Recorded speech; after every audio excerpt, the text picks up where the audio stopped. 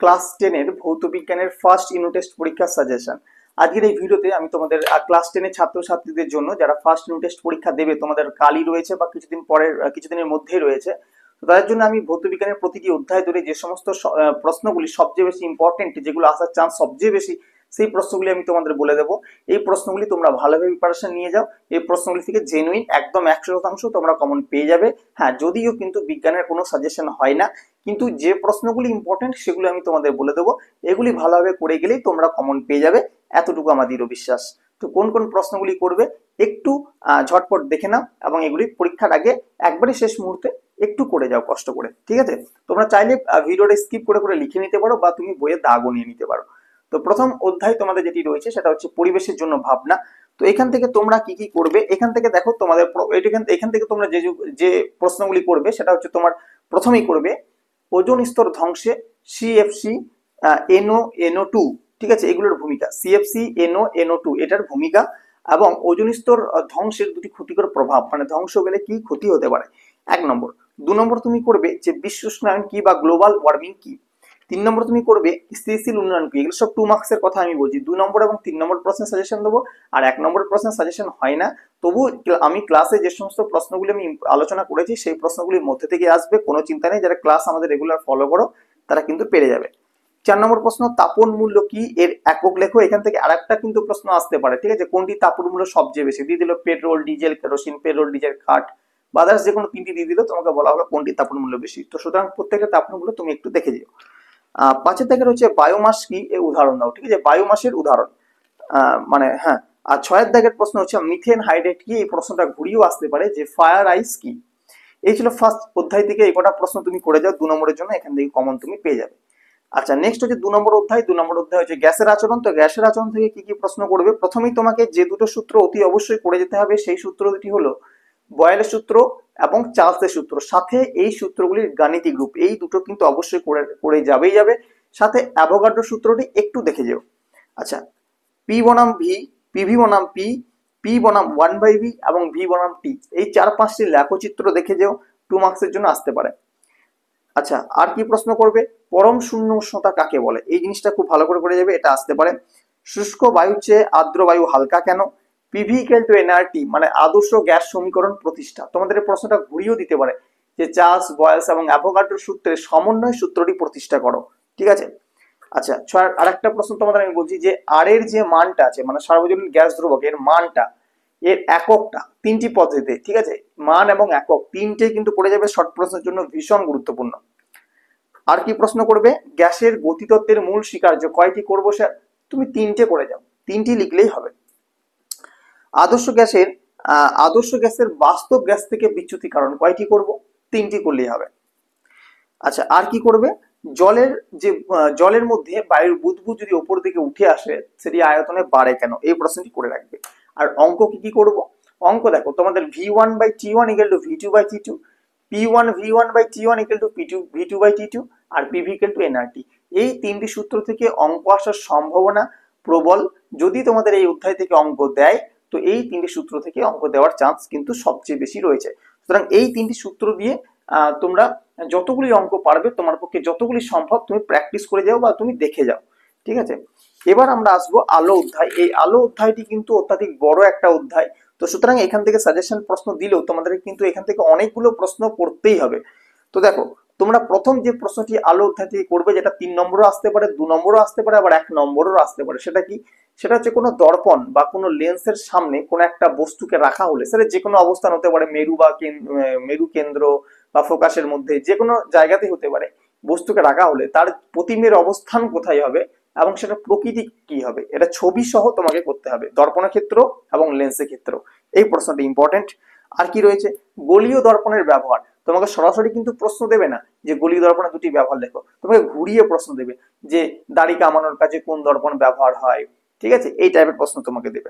স্নেলের সূত্র ভীষণ গুরুত্বপূর্ণ প্রশ্ন। প্রতিসরাঙ্ক কাকে বলে, ঠিক আছে, প্রতিসরাঙ্ক কাকে বলে, প্রতিসরাঙ্ক থেকে কিন্তু অঙ্কও দিতে পারে প্রতিসরাঙ্ক নির্ণয়, ঠিক আছে। সুতরাং ভালো করে দেখে রাখবে। তোমাদেরকে 3টি প্রতিষ্ঠা দেখে যেতে হবে। কি কি, প্রথম হচ্ছে R = 2F, ঠিক আছে, মানে বক্রতা ব্যাসার্ধ তোর ফোকাসের দ্বিগুণ। এই ফোকাস হচ্ছে তোমার যে ব্যাসার্ধটা, মানে R = 2F, তো ব্যাসার্ধটা তোমার ফোকাসের দ্বিগুণ, সেটা করে যেতে হবে। আর কি করতে হবে না, প্রিজমের ক্ষেত্রে delta equal to I1 plus I2 minus A, এই প্রমাণটা করে যেতে হবে। আর একটা হচ্ছে কাঁচের স্ল্যাবের ক্ষেত্রে আলোর চ্যুতি ঘটে না, ঠিক আছে, শুধু পাশ শোষণ ঘটে, এই প্রমাণটা তোমাকে করে দিতে হবে। স্ল্যাবের একটা প্রমাণ তোমরা বইয়ে দেখতে পাবে, সেই প্রমাণটা কিন্তু অতি অবশ্যই প্রত্যেককে করে যাবে। আর কি আছে, রৈখিক বিবর্ধন কি, ঠিক আছে, রৈখিক বিবর্ধন কি, এর এইখান থেকে অঙ্ক কিন্তু টুকটাক দিতে পারে, ঠিক আছে। আর অপসারী এবং অভিসারী লেন্স কাকে বলে, কোনটাকে বলা হয়, কেন বলা হয়, অবশ্যই করে যাবে। আলোর বিক্ষেপণ এবং আলোর বিচ্ছুরণ সংজ্ঞা এবং একটা করে উদাহরণ, মানে ধরো আলোর বিচ্ছুরণ একটা প্রাকৃতিক উদাহরণ, আলোর বিচ্ছুরণ একটা কৃত্রিম উদাহরণ, এই টাইপের শর্ট প্রশ্ন কিন্তু আসতে পারে, ঠিক আছে। ভিকেল টু এন ল্যামডা, এটা থেকে ছোট্টখাটো অঙ্ক আসতে পারে। র্যালের সূত্র এবং বিজ্ঞানী কোশির র্যালের সমীকরণ এবং বিজ্ঞানী কোশির সমীকরণটা পড়বে। আর একটা প্রশ্ন পড়বে, সেটা হচ্ছে দিনের বেলায় আকাশকে নীল দেখায় কেন, আর বিপদ সংকেত হিসাবে লাল আলো কেন ব্যবহার হয়। এই কটা প্রশ্ন তোমরা যদি আলো থেকে করে যাও, আমার মনে হয় তোমরা এই প্রশ্নগুলির মধ্যে থেকে অধিকাংশ প্রশ্ন কমন পেয়ে যাবে। আচ্ছা, নেক্সট হচ্ছে পর্যায় সারণী। পর্যায় সারণী থেকে কি কি প্রশ্ন পড়বে, পর্যায় সারণী থেকে মাত্র আমি 7টি প্রশ্ন তোমাদের বলবো, এই কটা পড়ে গেলে তোমরা জেনুইন একদম কমন পেয়ে যাবে। প্রথম তোমরা যেটা পড়বে সেটা হচ্ছে যে আধুনিক পর্যায় সূত্র, ঠিক আছে, মেন্ডেলিফের আধুনিক পর্যায় সূত্রটা খুব ভালোভাবে দেখে যাবে। আর কি দেখে যাবে, ক্ষার ধাতু, ক্ষারীয় মৃত্তিকা ধাতু, সন্ধিগত মৌল, ইউরেনিয়ামোত্তর মৌল, হ্যাঁ, হ্যালোজেন মৌল, নিষ্ক্রিয় মৌল, এগুলোর উদাহরণ এবং এটা কোন পর্যায়ে অবস্থান করছে, ঠিক আছে, এটা কিন্তু অবশ্যই করে যেতে হবে, ঠিক আছে। তারপর আমাদের যে পর্যায় সারণী রয়েছে সেখানে কতগুলি পর্যায় রয়েছে, কতগুলি শ্রেণী রয়েছে, অতি হ্রস্ব পর্যায়, অতি দীর্ঘ পর্যায়, দীর্ঘ পর্যায়, অতি দীর্ঘ পর্যায় কোনগুলো, মানে কত নম্বর পর্যায়গুলিকে বলা হচ্ছে, সাথে সেই পর্যায়ে কতগুলি করে মৌল রয়েছে, এগুলো কিন্তু শর্ট প্রশ্নের জন্য খুব আসে পরীক্ষায়, সুতরাং এগুলোকে পড়ে যেতে হবে। 2 নম্বরের জন্য একটা প্রশ্ন বেশিরভাগ স্কুলে আসতে দেখা যায়, সেটা হচ্ছে হাইড্রোজেনকে দুষ্টু মৌল বলা হয় কেন। প্রশ্নটি তো আমাকে ঘুরিয়েও দিতে পারে যে পর্যায় সারণীতে কোন মৌলের অবস্থান নিয়ে বিতর্কিত রয়েছে এবং কেন, ঠিক আছে। তড়িৎ ঋণাত্মকতা ও আয়নায়সন শক্তি, তড়িৎ ঋণাত্মকতা এটা 2 মার্কসের জন্য আসতে পারে, বা আয়নায়সন শক্তি এটাও 2 মার্কসের জন্য আসতে পারে। ভীষণ ইম্পর্টেন্ট প্রশ্ন, এই প্রশ্ন দুটি কিন্তু এই অধ্যায় থেকে প্রায় আসতে দেখা যায়, এমনকি মাধ্যমিকেও পর্যন্ত এই প্রশ্ন কিন্তু এসেছে। আচ্ছা, 7 নম্বর যেটি করবে সেটা হচ্ছে পারমাণবিক ব্যাসার্ধ। দেখো এই 7 নম্বরটা আমি একটু বলে দিই, দেখবে তোমাদের পর্যায় সারণী যখন পড়েছো অধ্যায়টি শেষের দিকে দেওয়া আছে যে বাম দিক থেকে ডান দিকে বাড়ে, উপর থেকে নিচের দিকে হ্রাস পায়। তো এই টপিকটার উপর কিন্তু 3 নম্বরে একটা প্রশ্ন তোমাদের আসবেই আসবে, তোমাকে ইলেকট্রন সংখ্যা মনে রেখে সেটা করতে হবে, ঠিক আছে। এছাড়া কোনো মৌলের পর্যায় সারণীতে অবস্থান নির্ণয় করাও কিন্তু আসতে পারে, ঠিক আছে। তো পারমাণবিক ব্যাসার্ধ, আয়নায়সন শক্তি, জারণ বিজারণ, তড়িৎ ঋণাত্মকতা, এগুলো বাম দিকে ডান দিকে, বাম দিক থেকে ডান দিকে গেলে বাড়ে, উপর থেকে নিচের দিকে গেলে হ্রাস পায় নাকি বৃদ্ধি পায় বা কমে, তুমি এগুলো পড়ে যাও, কারণ এই টপিকটার উপর 3 মার্কসের একটা কোশ্চেন তোমাদের কিন্তু আসবে, ঠিক আছে। বলে দেওয়া হলো যে একটা মৌল যার ইলেকট্রন সংখ্যা 20, তো বাম দিক থেকে ডান দিকে গেলে ওর বাড়বে নাকি কমবে, বা তোমাকে বলে দেওয়া হলো, ঠিক আছে। তো সেক্ষেত্রে তুমি কোশ্চেনটা দেখলে তুমি বুঝতে পারবে। এই টাইপের কোশ্চেন আমরা আলোচনা করা আছে ক্লাসে, তো যারা দেখতে চাও তো অবশ্যই দেখে নিও, আমাদের চ্যানেলে ভিজিট করে চ্যানেলে এই টপিকটার উপর ভিডিও দেওয়া আছে। আয়নীয় সমযোজী বন্ধন, ঠিক আছে, এই অধ্যায় থেকে সবচেয়ে প্রথমেই আমি যে কোশ্চেনটার কথা বলবো সেটা হচ্ছে লুইস ডট এবং ইলেকট্রন ডট, ঠিক আছে। লুইস ডট, ইলেকট্রন ডট তোমাদের যতগুলি আছে প্রতিটাই কিন্তু ইম্পর্টেন্ট, ঠিক আছে। বিশেষ করে NaCl, MgCl2 এগুলো সমযোজী বন্ধন, এদের ক্ষেত্রে ইলেকট্রন ডট বা এদের গঠনটা, আর লুইস ডটের ক্ষেত্রে যে যৌগগুলি রয়েছে প্রত্যেকটা ইম্পর্টেন্ট, ঠিক আছে। আর সমযোজী এবং আয়নীয়, মানে তোমার আয়নীয় এবং সমযোজী যৌগের মধ্যে যে পার্থক্য সেটা ভীষণ গুরুত্বপূর্ণ। নেক্সট হচ্ছে তড়িৎযোজী বন্ধন কি, তড়িৎযোজী বন্ধন কি, অবশ্যই সেটা উদাহরণ সাহায্যে একটু ব্যাখ্যা করে দেখালে ভালো হয়, 2 মার্কসের জন্য আসতে পারে। আচ্ছা, 4 নম্বর কি করবে, 4 নম্বর হচ্ছে যে NaCl এর ক্ষেত্রে, NaCl এর ক্ষেত্রে আণবিক ওজন এই কথাটি ব্যবহার না করে সংকেত ওজন কথাটি কেন ব্যবহার করা হয়, ঠিক আছে।